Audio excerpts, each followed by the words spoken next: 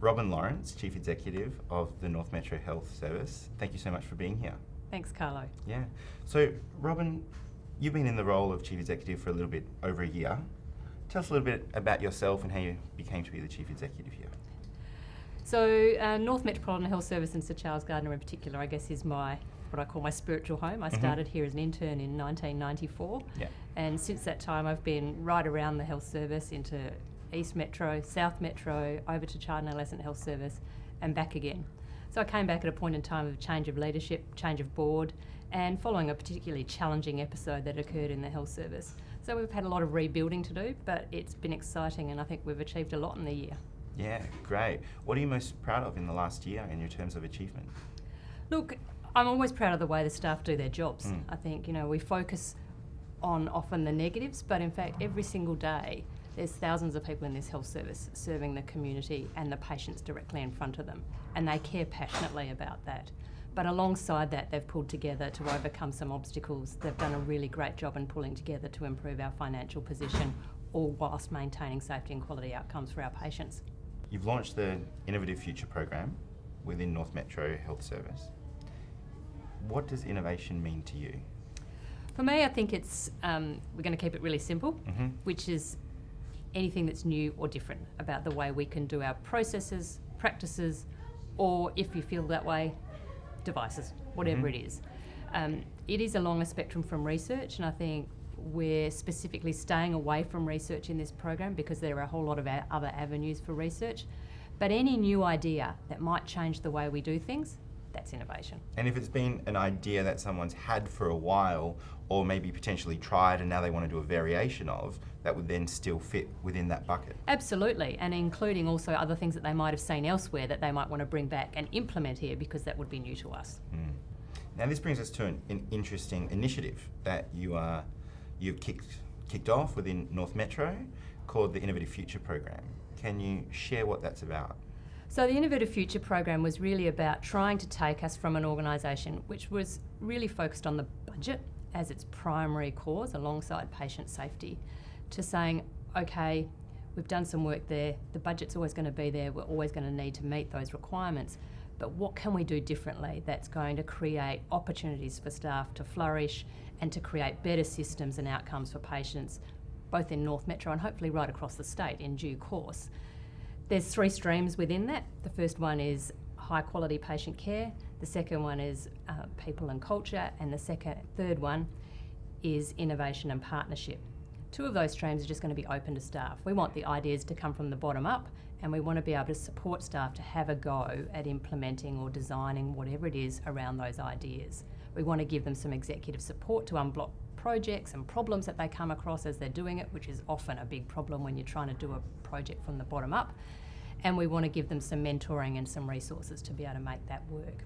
We also want to make it really low bureaucracy. So simple to start, simple to stop if we're not going in the right direction, and a constant flow of these projects coming through. I want to be able to create a platform, I guess, that they can leverage off then to get higher grants if they want to go on to do that.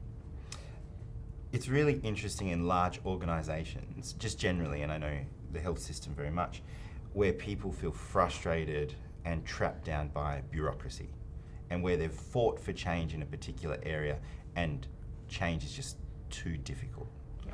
So what would you say to people that have experienced that in terms of this new program? Yes, recognise that. I think big government organisations like ours are bureaucratic. There's no way around it. We experience it from the top to the bottom. The aim of this program is to try and unstick that, and hence why we need to start in our local environment, because I have limited control outside, but I have a lot of control inside. So my goal is to unstick that as much as possible, to have a program which is truly adaptable, and I think we've met with the executive yesterday and you've led us through it, and we're setting as few rules as we can to enable that to happen. It's a bit of a leap of faith because we haven't done it before, so we're giving it a go. We'll see how it works, and hopefully those who join the program will help us through that and the challenge that the program faces, as well as the challenges that they face in trying to deliver their projects. I think there's some interesting principles that make this project quite different from others, at least from my observation. One is what you said about your commitment to minimising red tape and executive support accelerating people through that process. Another part is that people and successful applicants will be given resources to actually support them on their journey and make their problem area or their idea come to life in a proof of concept or a pilot. So with that, what type of resources will people be given in the program? So we've set aside a small budget in the global sense, but nonetheless a budget to support things that we might need to, I guess, enable them to do. But more importantly, we've got an absolute commitment from executive to free up resources that exist in the organisation in the first instance. We don't really know what resources people are going to need. It might be that they need access to data, it might need that they need analysts to analyse the data, but they might need a desk to sit to do the work they want to do. They might need a bit of time out of what they're doing. So until we know what the projects are and what resources they need, it's hard to say exactly what they are. But we'll pick the projects and then we'll work within our budget and what we've got right across North Metro within our very large organisation to support those, and we'll make them happen from that perspective. And within the bucket of new ideas, they really vary on a spectrum from relative incremental but really important to big, bold, visionary. Where are you seeking ideas along that spectrum for the program? Anywhere along the spectrum. I think it's really important that everybody in the organisation who's got an idea thinks I can be part of this program. From our patient support staff who have the widest view of the hospital because they're out there every single day in all of our services, to our corporate staff who work in offices and can see major issues with our back-end processes, to the person who's got an idea that might be a technology idea. This project's open to all and we want to see all the great ideas. The more ideas the better, the harder our job is. And for people that are feeling fatigued within the system, what would you say to them?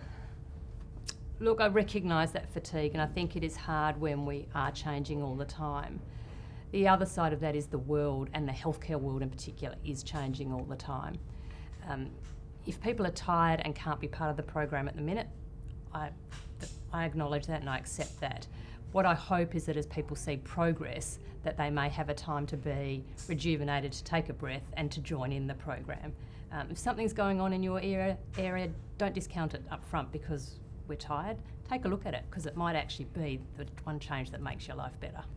Now, for people that are watching this and working within North Metro and they want to get involved in the program and they've got an idea or they want to form an idea or learn more about the program's going to work, what should they do now? Simplest thing, go straight to the hub. The if icon's there, click on it and you'll get all of the information. We're also having some forums at the end of the month in the last week of October, so head along to one of those and you'll hear a lot more about it as well. Okay, great. Thanks so much, Rob. Thank you.